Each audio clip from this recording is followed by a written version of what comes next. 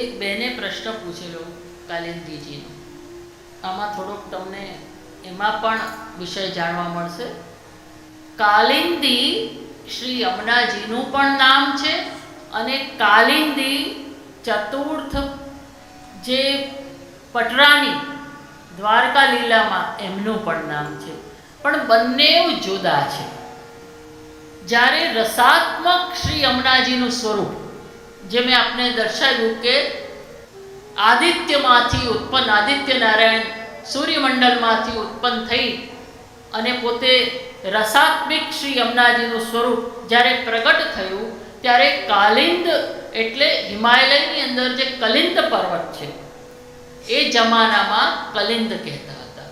એ કલિંદ પર્વત આજે જેને કહીએ છે ને યમનોત્રી, એ કલિંદ પર્વતની આખી પૂરી શૃંખલા છે. તો કલિંદ પર્વત, કલિંદજીએ વિનંતી કરી શ્રી યમુનાજીને કે આપ ભૂતલ ઉપર પધારો અને ભૂતલ ઉપર પધારી મારા ગર્ભમાંથી પ્રગટ થઈ અને આપ પોતે બહાર પ્રગટ થાઓ. તો શ્રી યમુનાજીએ એના ઉપર એમને કહ્યું કે હું આવીશ, તમારા અંદર ગર્ભમાં થઈને જ હું પ્રગટ થઈશ. તો શ્રી યમુનાજી સૂર્યનારાયણની રસાત્મિકા જે શ્રી યમુનાજીનું સ્વરૂપ છે એ સીધું ત્યાંથી કલિંદ પર્વતના અંદર જળ ગર્ભની અંદર પોતે અંદર ગયા અને ત્યાંથી યમનોત્રી રૂપે પ્રગટ થયા. અને એ યમનોત્રી રૂપે અંદરથી પ્રગટ થયા એટલે કલિંદના ગર્ભમાંથી પ્રગટ થયા એટલે કાલિંદી કહેવાયા. આ નામથી કાલિંદી છે. તો આ રીતે સીધા દિલ્હી આગ્રા થઈને સીધા મથુરા, અને મથુરામાં વિશ્રામ લીધો. આજે વિશ્રામ ઘાટની અંદર તમે જાઓ છો અને ત્યાં શ્રી મહાપ્રભુજીના પણ બેઠકજી છે, ત્યાં તમે આરતીના દર્શન કરો છો શ્રી યમુનાજીના. તો આ વિશ્રામ ઘાટ શ્રી મથુરા મંડળ, વ્રજ મંડળની અંદર પોતે પદાર્પણ કર્યું. કૃષ્ણ અવતારની અંદર જ્યારે પ્રભુએ પ્રગટ થવું હતું ત્યારે પોતે પોતાના લીલા પરિકરોને પહેલા મોકલ્યા, અને એ પહેલા મોકલ્યા એમાં શ્રી યમુનાજી પણ રસાત્મિકા સ્વરૂપે પોતે ત્યાં પધાર્યા. જલ સ્વરૂપ એ આધિભૌતિક છે, તીર્થ અને મહાત્મ્ય સ્વરૂપ એ આધ્યાત્મિક છે, અને જે પોતાનું તુર્યપ્રિયા સ્વરૂપ એ આદિ દૈવિક છે. તો આ ત્રણેય પ્રકારના નમન શ્રી મહાપ્રભુજીએ યમુનાજીના કર્યા છે યમુનાષ્ટકની અંદર. તો આ રીતે શ્રી યમુનાજીનું કલિંદ પર્વતથી પોતાનું ખૂબ સુંદર રીતે આગળ વધવું, ઊંચા નીચા ઉબડ ખાબડ બધા જે પર્વત શૈલીઓમાંથી પોતે જલનો પ્રવાહ થતો થતો થતો થતો નીચે આવ્યો અને વિશ્રામ ઘાટ તરફ ગયો. હવે ગાઓ ભુવન ભુવન પાવની તામની કસ્વની પ્રિયાધિરિવ સેવિતા શુકમયુરહંસાનિધે તરંગભુજકં કણ પ્રગટ મૂર્તિકા વારુકા નિતંબ તટ સુંદરે નમત કૃષ્ણ તુર્ય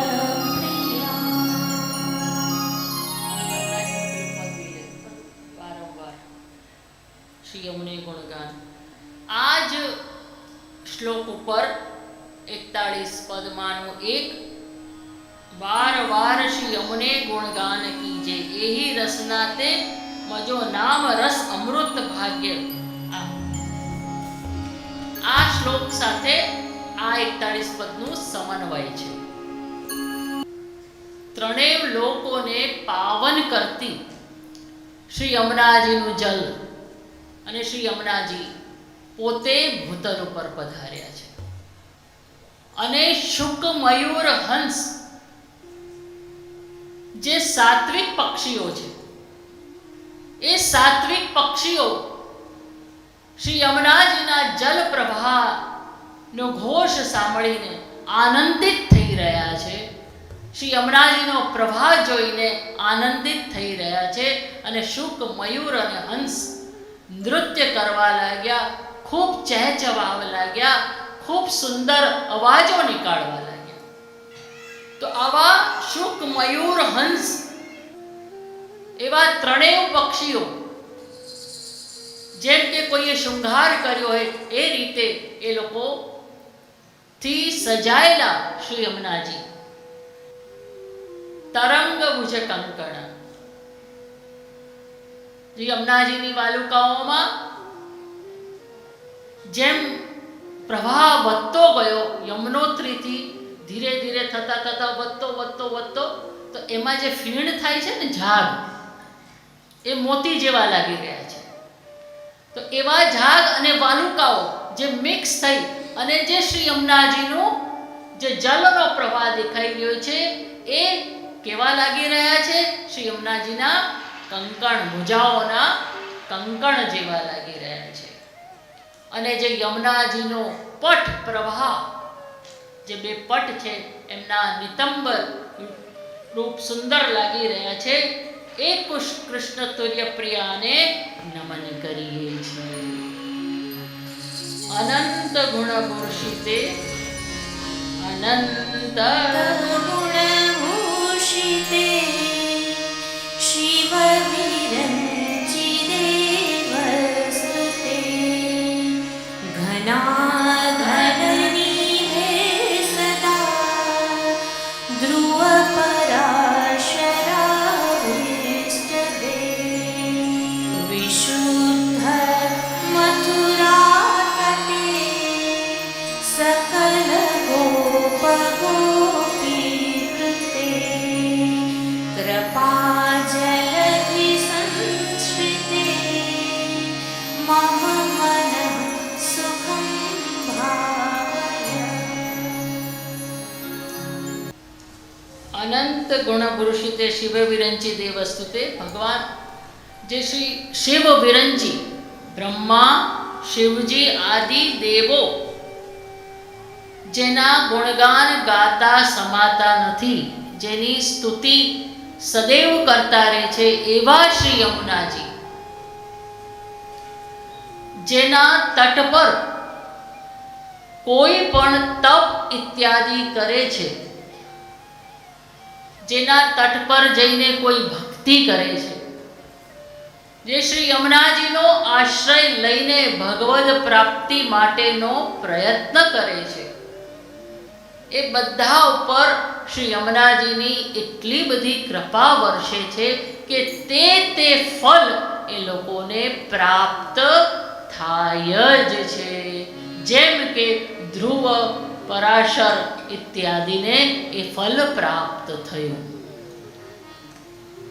ધ્રુવજીને પણ એની માતાએ કહ્યું યમુનાજીના કિનારે જશે, મધુવનમાં. ત્યારે તો મધુવન પાસે પણ શ્રી યમુનાજીનો પ્રવાહ 84 કોસમાં હતો. તો યમુનાજીના શરણે જે પણ કોઈ ગયું છે, દેવી દેવતા મનુષ્ય પક્ષુ પક્ષી બધા જ, તો શ્રી યમુનાજીની કૃપા સદૈવ ઉતરી છે.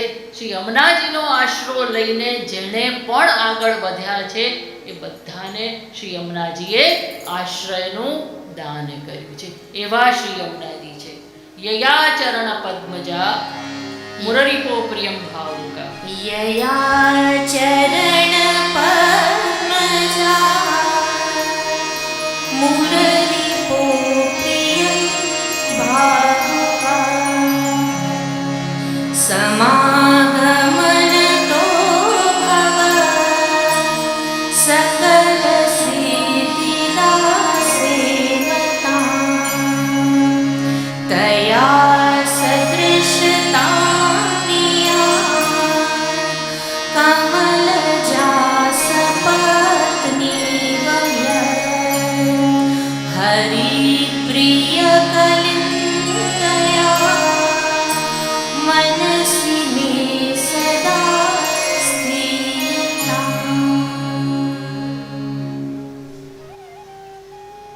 યમુનાજી, તમે જો અલ્હાબાદ જાઓ અને ત્યાં ત્રિવેણી સંગમ છે, ગંગા, યમુના અને સરસ્વતી. ગંગાજી અને યમુનાજી બંને શ્યામ અને ગૌર જલ બંનેનો પ્રવાહ તમને દેખાશે અને સરસ્વતી અંદરથી જાય છે. આ બહુ સુંદર આખો સંગમ છે, એટલે ત્યાં સ્નાન કરવાનું બહુ મોટું મહાત્મ્ય છે. કુંભ પણ ત્યાં આવે છે. તો ગંગાજી હરિના ચરણોદક છે. વામનજી જ્યારે બલિરાજા પાસે જ્યારે 3 પગલાં પોતાના માપથી માંગ્યા કે મારે આ 3 પગલાં જેટલા જોઈએ છે, ત્યારે એક પગલું જે આકાશમાં દેવલોકમાં ગયું. દેવલોકમાં જઈ અને ત્યાં ભગવત ચરણારવિંદ પહોંચ્યું. દેવોને પણ દુર્લભ એવા ભગવત ચરણારવિંદ એ જ્યારે પ્રાપ્ત થયા ત્યારે દેવો અત્યાધિક પ્રસન્ન થઈ અહોભાગ્ય માનવા લાગ્યા. ત્યારે પોતે અલગ અલગ નદીઓના જળોને બધે ઠેકાણેથી જળો લાવી અને ભગવદ ચરણારવિંદના અભિષેક કર્યો. એ અભિષેક, એ ચરણારવિંદમાંથી જે જલ પ્રવાહ નીકળ્યો, એ જલ પ્રવાહ જ શ્રી ગંગાજી છે. અને એમાંથી એક શ્વેત સ્વરૂપ બહાર પ્રગટ થયું. તે ગંગાજીનું આદિદૈવિક સ્વરૂપ છે. તો આ ગંગાજી ચરણોદક સમાન છે, એટલે એનું ચરણ, એનું જલ લેવાય. એનામાં એવી શક્તિ છે કે ભગવાનના ચરણમાંથી નીકળેલું હોય તો એમાં પાપનું શમન કરવાની તાકાત છે. એટલે ગંગાજીમાં બધા સ્નાન કરવા જાય, પોતાના પાપ ધોવે, દોષો ધોવે, યા ભક્તિની પ્રાપ્તિ કરે. ભક્તિ પણ આપનારા ગંગાજી છે. પણ ગંગાજીને સદૈવ મનમાં એક વસ્તુ બહુ જ તકલીફ દેતી હતી, એ છે કે હું ભગવદ પ્રિયા એટલે પ્રભુની સેવા કે પ્રભુને હું અંગીકાર કઈ રીતે થઈ શકું. જ્યારે આ વાત એમને શ્રી યમુનાજીને કરી, ગંગાજી જાણતા કે શ્રી યમુનાજી બહુ પરમ કૃપાલુ છે, તો યમુનાજીને વાત કરી ત્યારે એ બંનેનો ત્રિવેણી જે સંગમ થયો ત્યાં સંગમ કરી. તો જાણે યમુનાજીએ પોતાના હસ્તમાં ગંગાજીને લીધા અને પોતાની અંદર સમાવી લીધા. જેમ આલિંગન કરતા હોય ને પોતાનું આલિંગન આપીને પોતાનું અંદરનું જે આખું તત્વ છે એ શ્રી ગંગાજીમાં પધરાવ્યું. એટલે પોતાના સમાન કર્યા. કોઈ પણ વ્યક્તિ પોતાના જેવું કોઈને બનાવે નહીં, થોડુંક તો પોતાનાપણું રાખે. પણ શ્રી યમુનાજીની કૃપા જો, યમુનાજી કેવા છે એ આપણને શીખવે છે કે એમને હરિપ્રિયા બનાવે અને પોતાના જેટલા અષ્ટ જે સિદ્ધિઓ છે એ આપી ગંગાજીને. અને ગંગાજીને એ અષ્ટ સિદ્ધિ આપી.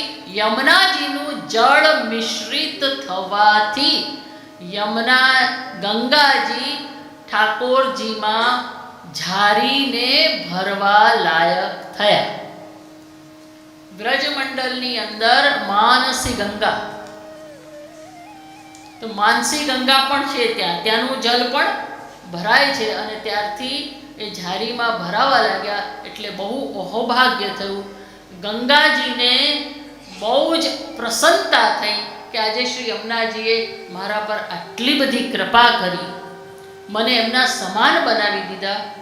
લક્ષ્મીજીએ પણ કોઈ દિવસ કોઈને પોતાના સમાન નથી બનાવ્યા, કે ન તો પોતાની કોઈ પણ સિદ્ધિ કોઈને આપી. પણ યમુનાજી જે તુર્યપ્રિયા છે, પેલા એમના પત્ની હોઈને પણ તુર્યપ્રિયા જે શ્રી યમુનાજી છે એને કેવું જબરદસ્ત અદય દાન આપ્યું ગંગાજીને કે પોતાના વત બનાવ્યા અને પોતાની સિદ્ધિઓનું પણ દાન કર્યું. તો આ રીતે ગંગાજી ઠાકોરજીમાં ધરાવા યોગ્ય તો થયા, પણ ભાવ ગંગાજીનો એવો જાગ્યો કે આટલી બધી મારા પર કૃપા કરી છે તો હું યમુનાજીનો એક મનોરથ કરું.